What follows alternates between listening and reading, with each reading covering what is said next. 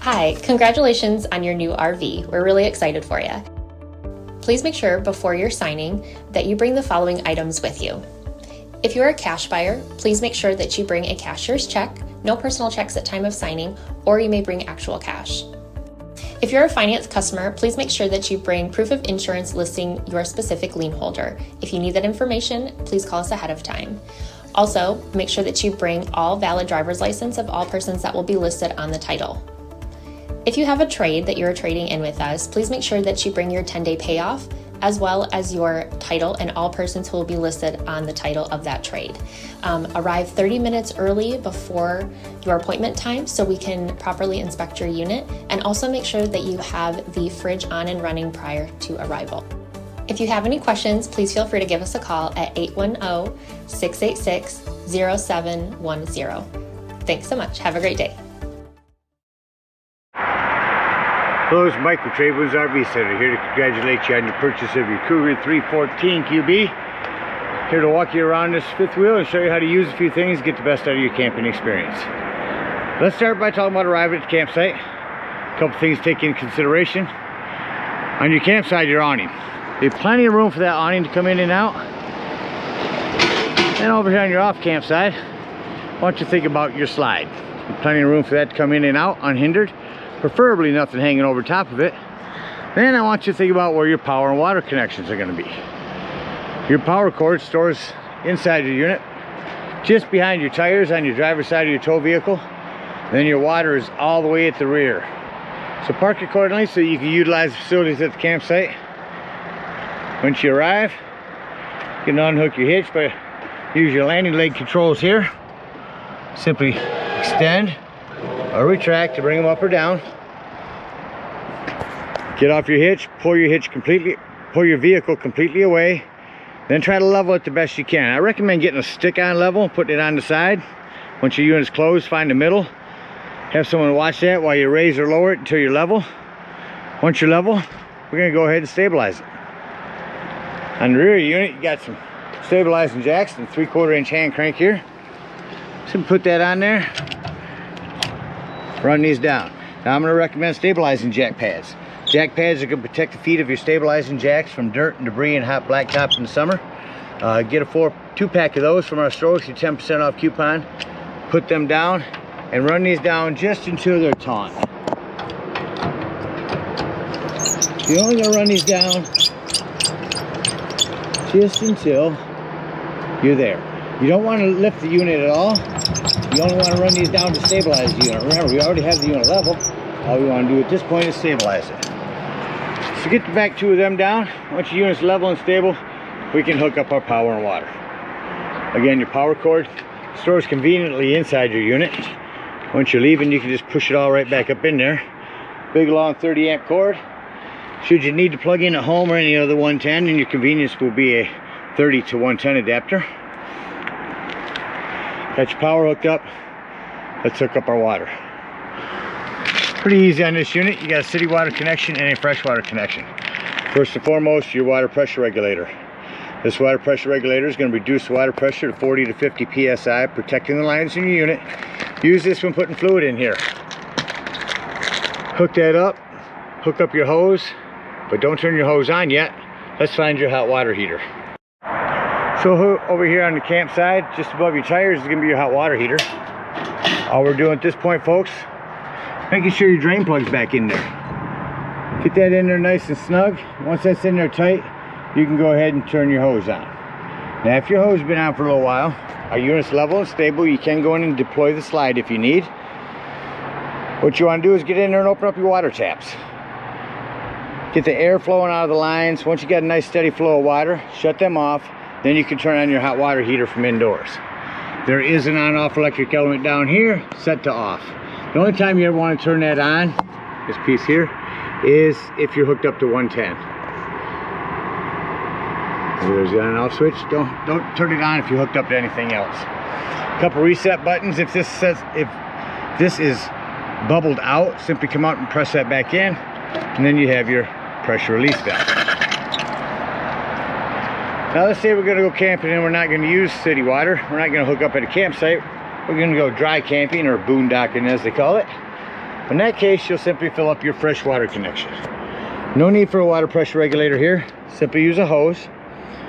2 ways to tell when it's full. One, there's an overflow valve right here, or 2 on the inside where you check the levels of your batteries and your black and gray tank. You can also check your fresh water tank. Once that tank is full, remove your hose, put your cap back on, and then when you want to utilize that water, you'll have to turn on your water pump. Don't turn on your water pump when using city water. That's already pressurized. All right, we got our power and water hooked up. We're ready to camp. Let me walk you around the rest of the unit, starting here in the rear. Again, with your power and stabilizing jacks. Excuse me, water and stabilizing jacks. And your power. Got your slide here. Underneath your slide, easier access once it is closed. We'll be able to get to your black and gray tank dumps. Here's your handles for those. Big pass-through storage. Also have a hot cold outdoor shower. 751 key will work on that. Propane. Lefty loosey to open. Come around in front here, you do have a level. That'll help you get it level. Again, you stabilize the jacks. Another level up here. Open this up to show you your battery. Check your battery post every now and then. Make sure your battery hasn't wiggled loose over time.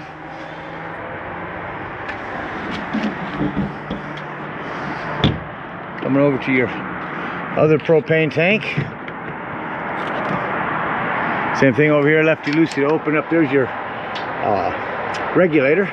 It'll be pointing toward the tank you wish to be using. The other side of your pass-through storage.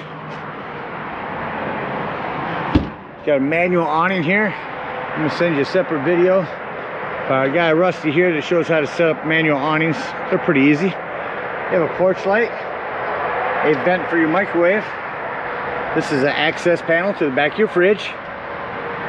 A flue for your furnace. A couple things on that. If you're running your furnace, steer clear of it. It will get rather warm. And also, make sure nothing's ever blocking it.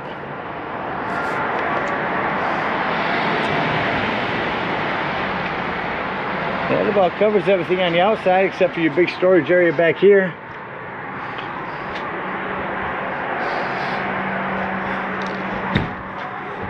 Let's go ahead and take a look inside your unit.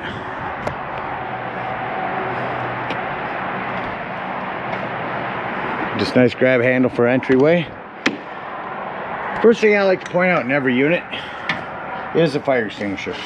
Make sure that you and everyone that's camping with you knows that the fire extinguisher is located at the entry doorway in case of an emergency. As soon as you come into your right will be your slide control. We'll handle that when closing the unit back up. Lots of lighting here.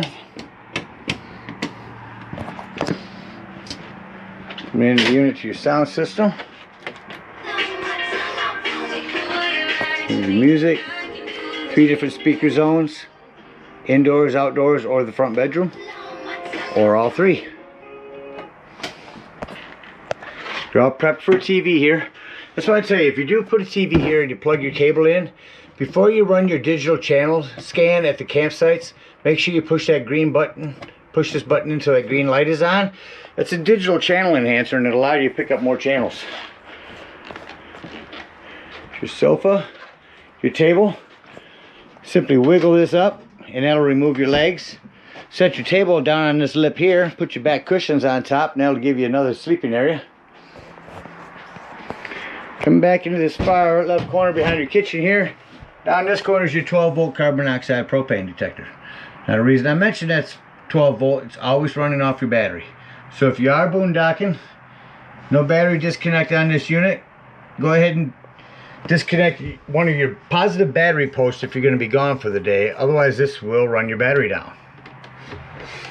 Over here is your access panel to your breaker box and fuses. A ton of 15s in there, a couple 40s.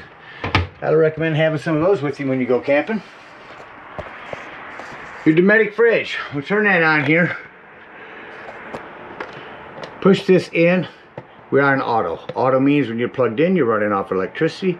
As soon as you unplug, it'll switch to gas. Or simply lift this button up. Now you're on gas. If that light comes on, check your gas. You're low. Self-explanatory microwave. Down here you have a light and a fan. Your Cooktop, you just turn that to light, hit your spark, and when your gas is turned on, that'll light up. Oven does need a pilot light lit, right up underneath there. To the right of that, here's where you check your tanks. So there's your brand new battery, your freshwater, black and gray, and galley tanks. Here's where you turn on your water heater. Here's where you turn on your water pump for using potable water. Coming up into your hallway here, turn your AC on. Give that kick on. Shut that off. You see the AC takes only a second to shut off. Turn your furnace on. Alright, now that kicked on. Now you'll notice when I shut the furnace off, it takes a few minutes for the furnace fan to cycle through before it shuts off. Start some lighting here. In your bathroom here, I just want to mention you have a hand crank open, power exhaust vent in here, all your lighting.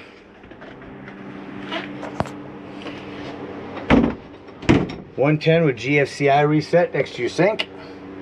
Above your sink is your antenna. You want this all the way to the right. We're traveling. When you arrive at the campsite, crank it all the way up to the left. Another hand crank open vent in here. The area where you can put a TV, because you are prepped for a TV back here as well. Well, that about covers everything on the inside.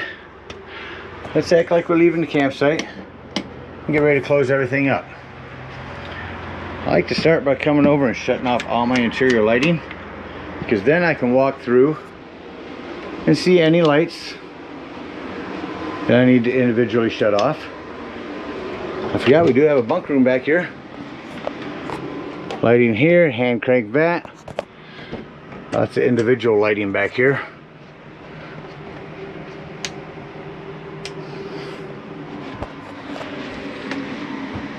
About covers everything back here. So now that I've gotten all my lighting off. Here as well.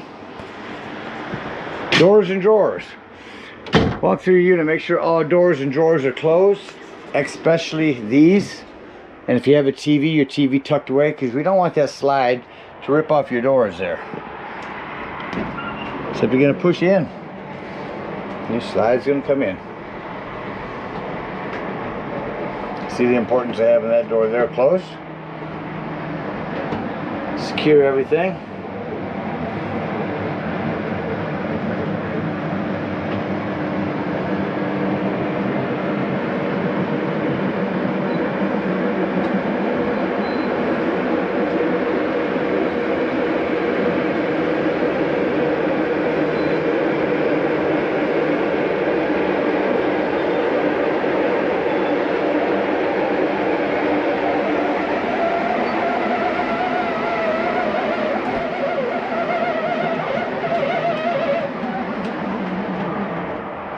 Slides in, exit the unit. Make sure you lock and deadbolt your exterior door. Lift and turn your handle. Fold once. Lift up and in. At this point, we're going to go in the rear and bring up our stabilizing jacks. Unhook our power, our water, and our cable. So after we're sure that water's unhooked, over here by your stairs is a low point drain. Open up both of those. Come to your hot water heater. Lift up on this pressure release valve. That's gonna dump the remainder of your hot water out. Make sure you close that, otherwise this door won't close, and then you can pull your drain plug.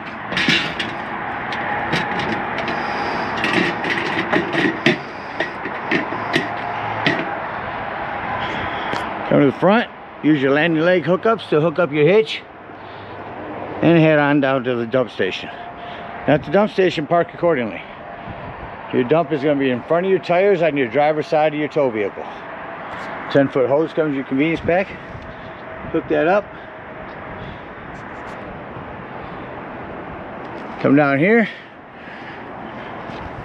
First thing you're going to do is pull this black tank. After that black handle's done, close that up, pull this gray handle. It's gonna be cleaner water, just sinks your showers. It's gonna clean your sewage hose out for you a little bit. And lastly, you come down here and open up this galley tank. Again, cleaner water, sinks your showers. This can clean your sewage hose out for you. And you can conveniently and sanitarily store your sewage hose right in your bumper. Again, we thank you guys so much for your purchase. Hope that you enjoy this Cougar for many years to come.